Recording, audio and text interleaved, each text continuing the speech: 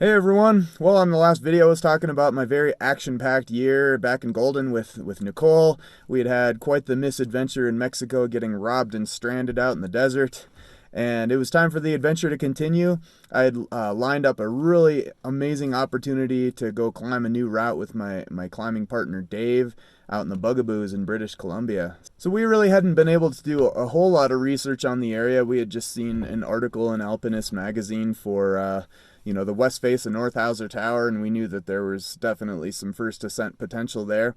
But arrived to Golden, British Columbia, and we were thinking about hiking back there, but it was a long ways back there, and we were planning on being on the glacier for a month. So we ended up hiring a helicopter, and this was awesome. I had gotten to ride a helicopter one time before, and I thought they were a fantastic way to access the backcountry. Our pilot took us kind of right by the west face of North Howser Tower, so we got a great aerial view of what we were going to be climbing, and found a place for us to park on the glacier and set up base camp and got to work. After doing kind of a recon of the area and starting to set up our base camp, we did this one training climb on the south face of Howser Tower. There's a famous route there called the Becky Chenard, and Dave and I were in great shape. So we ended up climbing this 2,000-foot route in maybe like 4 or 5 hours. We just simul climbed the whole thing. So it was really great. And then we continued shuttling supplies to our objective, the west face of North Howser Tower. We kind of scoped it out with the binoculars and found a line that looked like, according to our research, had never been climbed before, kind of on the right side. So over the next few days, we set up rappels. We had to rappel into the glacier first, cross the glacier, before we were going to be able to set up. And I remember the night before we launched off on the climb itself, we were kind of up on the ridge, camping out under this boulder, and I remember the storms that came in, and it just sounded terrifying. Like we could hear rocks falling off the cliff that we were going to be climbing the next day, and it sounded like it was going to be real serious.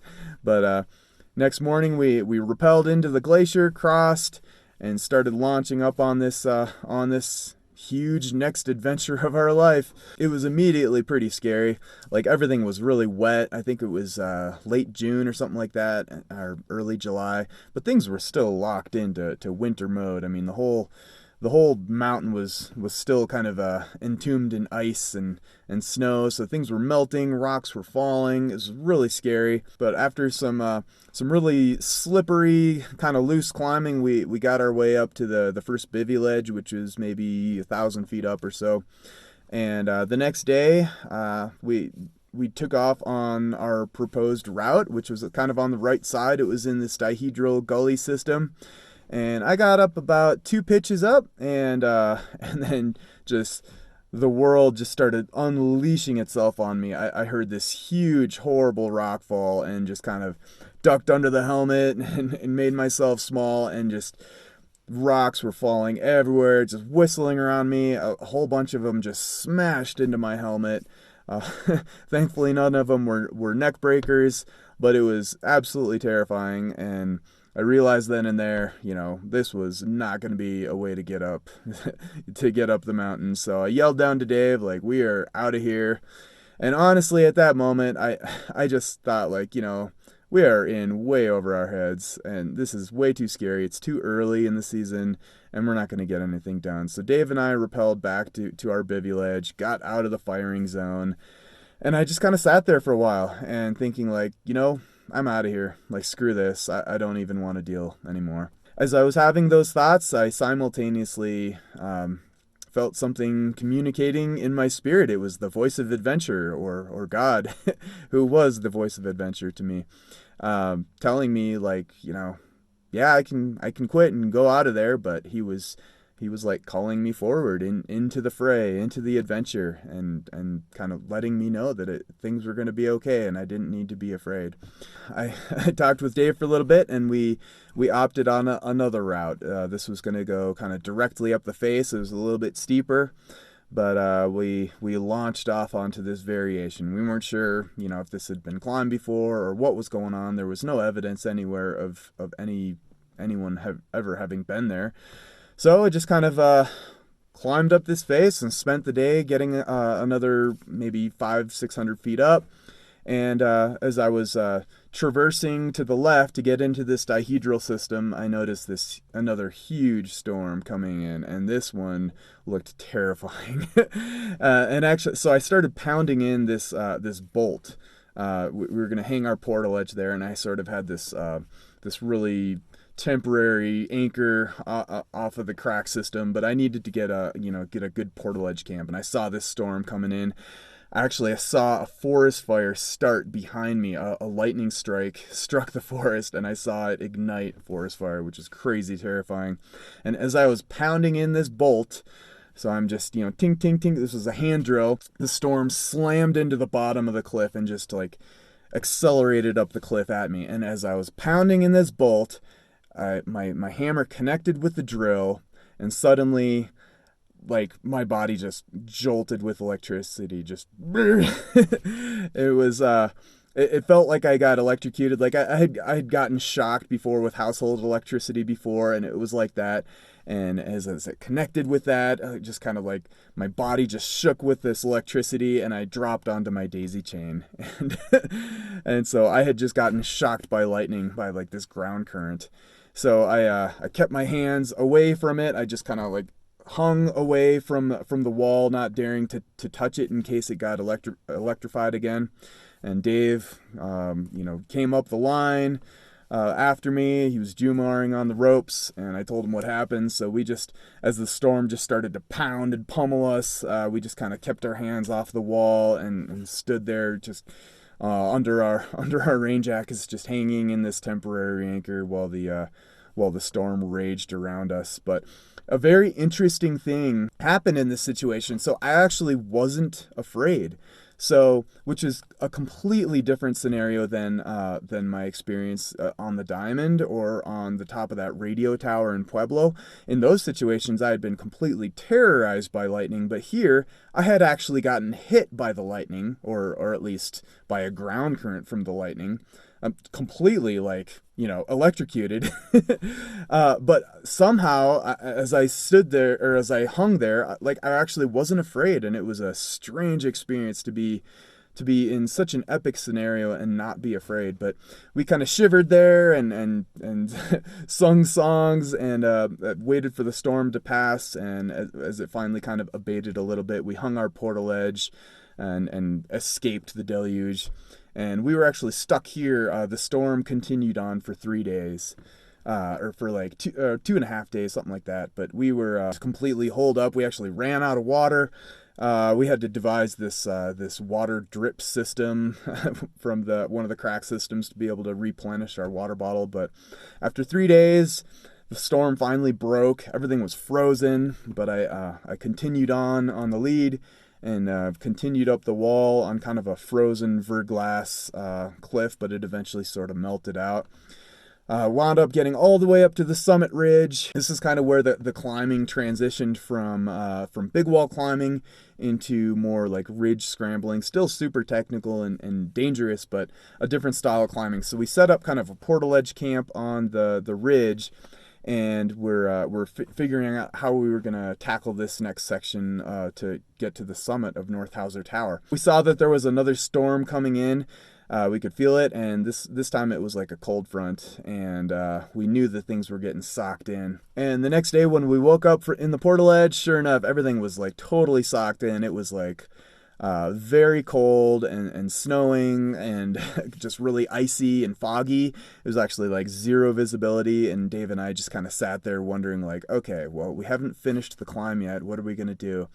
And we debated and debated all the way into the late morning. Finally decided to go ahead and proceed with it. It was going to be some super epic, dangerous climbing, but this was like our last hurrah. There was going to be no other opportunity to go tag the summit.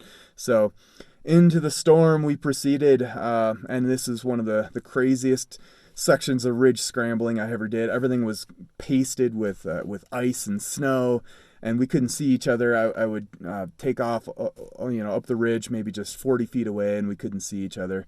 But finally, just up and down, all these frozen gendarmes, and we finally got to this little coffee table pinnacle where I couldn't see anywhere else that we could go down or up, and we kind of finally realized like we were at the summit. So we snapped some photos of the blankness, and then we had to reverse all the moves back to our portaledge camp and survived that one. It was crazy, and holed away into our portaledge as the storm started to really pick up steam. The next day, it was just dumping storm. Everything froze. Like our portaledge got entombed in ice and snow, and it was just a full-on blizzard. So we were like, well, we're not doing anything. Now, at this point, we had already run out of food. Like, we had been rationing up to this point. We were only supposed to be on the wall for 3 days, but we had already been up there for 5 at this point. So we were fully, like, down to our last can of tuna or something between the two of us. So we rationed that and just had to stay the night and stay the whole day. Didn't have any other choice. Well, the next day, it was the same scenario with just dumping snow. This is 6 days on the wall. Same with the next day, just dumping snow. This is day 7, fully out of food. I mean, my pants no longer fit. I mean, we were like literally starving to death. And the situation was just getting to be really horrible. It's hard to describe just how epic and terrifying the world was out there. I mean, we were not prepared for conditions like this, and we had hurricane force winds, and we're just right at the top of this ridge in our portaledge. I mean, we really were pinned in there, and I thought we were done for. So I just kind of laid back and just said, well, I guess this is it. Like, it's just day after day, and we had a bunch of weed. I basically smoked myself into a stupor and just kind of laid down to await my fate. At that point, when I just kind of gave up, I guess, I felt the I felt the voice of adventure calling to my spirit again, and this time it was a little bit of a different attitude, basically saying like, okay, Chris, like, you got you and your buddy into this situation. I'm holding you responsible to get yourself out of there. And so I was just like, oh crap. So I felt like, okay, well, despite the fact that this is like the most epic storm and I'm like on this crazy cliff, like I have to somehow get us out of there. So the place that we were, I was going to actually have to climb to the top of the ridge to be able to start building our rappels and rappel us out of there. I got up, put on all my stuff. As soon as I sat up, like I could feel the blood rushing to my stomach, and I like passed out. Like, it's weird when you're that hungry. Like, it's one thing to be fasting, but when you're fasting and you've been expending a ton of energy like that, like your body just like depletes and kind of falls apart even faster. I got my Jumars out and clipped them onto my rope. My rope was just entombed in ice, so I had to like rip it out of the ice, and it was just like encased with like 4 inches of ice, and tried to like jug the line, and every 2 feet I would go up, I'd go down 2 feet, and I just couldn't make any progress getting up this frozen rope. But eventually I finally got up to the ridge, and I had to like sort of straddle it like au cheval and get one leg over the one side, one leg over the other side, got out the bolt kit, and I started pounding in a bolt so that we could start building our rappels and get out of there. And I mean, the wind was just rushing up under my feet and under my legs, and just completely freezing. I finally got the hole to get a bolt in, and as I was about to start putting in the bolt itself, I realized at the last minute there, like the rock that I had chosen to put my bolt in was actually like this detached rock, and I couldn't tell. Everything was encased in ice and everything, and so at that moment, and the frostbite was fully setting in on my hands and in my feet, and I realized like, I'm done. Like, what can I do? I'm gonna freeze to death up here straddling this ridge trying to pound in a bolt. Like, I had no other choice. So I had to get out of there. I had to get back into the portaledge. So just feeling like a failure, I just told God, like, I'm sorry. Like, I guess we're screwed. Like, I guess I'm dead. There's nothing that I can do. I've done everything I can do, and rappelled back to the tent and crawled in there and just kind of awaited my fate. And then at that moment, maybe like an hour or two later, something in the storm started to break. And just as the sun was, just as the day was coming to an end, we hadn't seen the sun in days at this point. It had just full on been blizzarding and storming. But as the day came to an end, I saw the fly of the portaledge illuminate with this glow, and I was like, "Whoa, crazy!" And I opened it up, and there was the sun for the first time, the setting sun, and it looked like the storm was finally breaking after like 4 days of blizzarding. So, and then sure enough, the next day we woke up and it was a completely different scene. The storm had broken, everything was melting, the sun came out, and back to like the blazing summer heat. And so we were able to escape out of there, but we were in bad shape. We were starving and like very weak, but we were able to somehow, pound in a bunch of bolts, get all our pitons placed, and we established a new rappel descent route down the entire 2,500 foot west face of North Howser Tower, all the way back to the glacier. Dumped our haul bags down. We actually like chucked our haul bag like hundreds of feet up, and just it careened down the glacier. Got our way back, across the glacier to our fixed lines. Had to lead climb up this 600-foot section of cliff to get back to our last camp where we had stashed all our food, and we were hoping that the snaffle hounds hadn't like chewed our ropes or anything, so I sort of had to like lead climb as I was jugging our fixed lines from before. But finally, like after maybe, I don't know, 15 hours of continual movement and just total suffering, we got back to our stash of food and just gorged ourselves on canned soup and pineapple, and so thankful to have survived that epic. We did not take the helicopter ride back. We decided we were going to hike out, and we ended up getting all the way back to Appleby Campground. Did a couple of really big link-up days on some of the other classics. We went and did Snowpatch Spire and McTeckaret and Bugaboo Spire and Pigeon Spire. So we did a bunch of the other classics of the area, but all in all, it was quite the adventure, quite the crazy experience. Hitchhiked our way back to the helicopter and got back out of there. So after surviving that epic climb, we did end up getting to put up a new route and spent 8 days on the wall, totally gnarly. I made some phone calls to the guy that had done the first ascent of the Warrior, this guy Hugh Burton. This was very close to, if not a repeat of what we had done, but after talking to him, it sounded like he actually never took the route to the summit, which we had. So even if we fully just repeated what he had done, we ended up doing a new route, which was fantastic. I was very happy to get back and see Nicole again, and went back for a few months back to Golden, kind of got back into my construction gig for a little bit, and we'll leave the story there for now. My next chapter, Nicole and I, we're going to get to go work at the South Pole, Antarctica, so we'll pick it up next time. Thanks, guys.